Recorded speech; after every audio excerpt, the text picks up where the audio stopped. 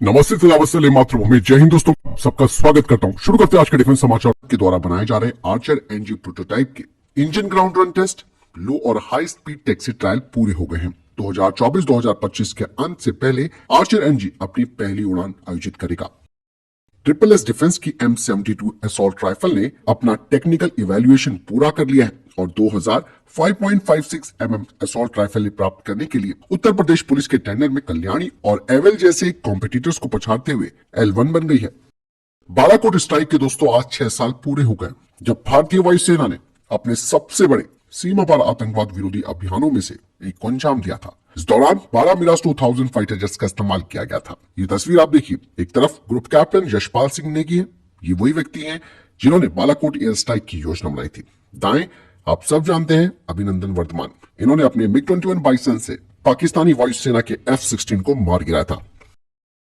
DRDO अब अपने एक महत्वाकांक्षी प्रोजेक्ट पर काम कर रहा है जिसके जरिए अब वो एक डायरेक्टेड एनर्जी वेपन पॉड को तैयार कर रहा है अपने रुद्र और प्रचंड लाइट कॉम्बैट हेलीकॉप्टर के लिए, जिससे कि इन फाइटर जेट्स को एक नई डायमेंशंस मिलेगी और इनकी कॉम्बैट क्षमताएं बढ़ जाएगी।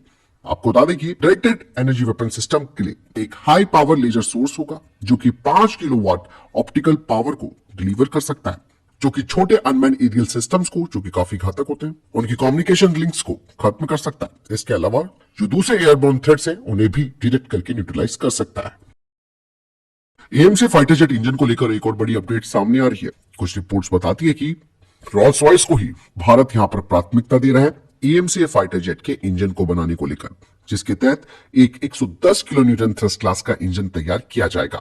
लेकिन दोस्तों यहां पर अमेरिकी फर्म जनरल इलेक्ट्रिक का भी एक बड़ा ऑफर आया।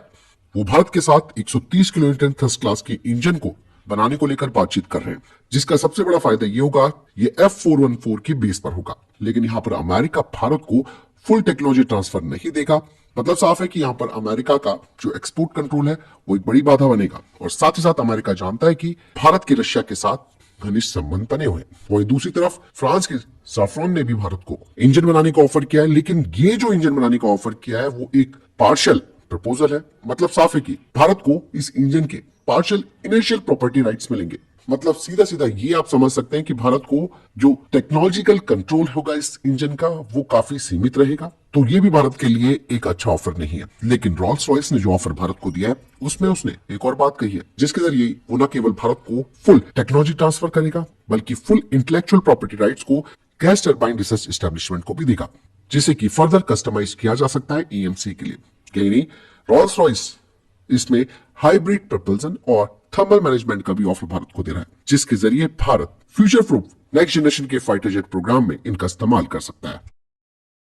अमेरिका भारत को जहां एक तरफ अपने स्ट्राइकर आर्मर्ड व्हीकल खरीदने को लेकर बात कर रहा है, जिसके ट्रायल्स भी शुरू हो चुके हैं, ऐसे में दोस्तों एक तस्वीर जो सामने आई है फ्रांस से, जहां पर भारतीय सेना प्रमुख फ्रांसीसी आर्मी के फ्यूचर कॉम्बैट कमांड का दौरा कर रहे हैं और यहाँ पर उन्हें फ्रांस ने अपने प्रोग्राम्स के बारे में जानकारी दी। दरअसल फ्रेंच आर्मी का जो स्कॉर्पियन प्रोजेक्ट है उसका लाइव डेमोन्स्ट्रेशन भी इंडियन आर्मी के चीफ को दिखाया गया। ये जो स्कॉर्पियन प्रोग्राम है इसमें 3 मुख्य व्हील्ड आर्मर्ड प्लेटफॉर्म्स हैं, जिसमें कि 6x6 wheeled multi role armour vehicle, Jaguar 6x6 reconnaissance and combat vehicle, सेवेल 4x4 12 ton light armoured vehicle है, जो कि रैपिड रिस्पॉन्स के लिए इस्तेमाल में लाया जाता है। भारतीय सेना ने मेसर्स L&T लिमिटेड के साथ 80.43 करोड़ रुपए का एक कॉन्ट्रैक्ट साइन किया, जो कि 223 automatic chemical agent detection and alarm system के लिए है और ये खरीद IDDM कैटेगरी के तहत है। बता दें कि इस automatic chemical agent detection and alarm system को डीआरडीओ ग्वालियर के द्वारा बनाया गया है। चाइना ने अपने नए J-35A स्टेल्थ फाइटर जेट का ट्रायल शुरू कर दिया। आपको बता दें कि पाकिस्तान करीबन 36 यूनिटें खरीदेगा अगली 2 से 3 सालों के अंदर। डीआरडीओ भारतीय सेना के साथ बातचीत कर रहा है, जिसके तहत ह्यूमनाइट रोबोट आर्मी को तैयार किया जाएगा। बता दें कि इन्हें ह्यूमन कमांड के जरिए ऑपरेट किया जा सकता है, साथ ही इसे वेरियस कॉम्बैट सिनेरियोस में भी ऑपरेट किया जा सकेगा। रशियन मीडिया की तरफ से कहा जा रहा है कि रूसी राष्ट्रपति व्लादिमीर पुतिन ने प्रधानमंत्री नरेंद्र मोदी को इस साल अपने यहाँ विक्ट्री डे परेड के लिए आमंत्रित किया है। भारतीय सेना ने अपने एआई आधारित track and shoot weapon system का अनावरण किया है, जिसका नाम 10 AI वेपन है, जिसे कि LOC पर डिप्लॉय किया जाएगा। बता दें कि इसमें मीडियम मशीन गन लगी है, जिसकी रेंज 1.8 किलोमीटर है।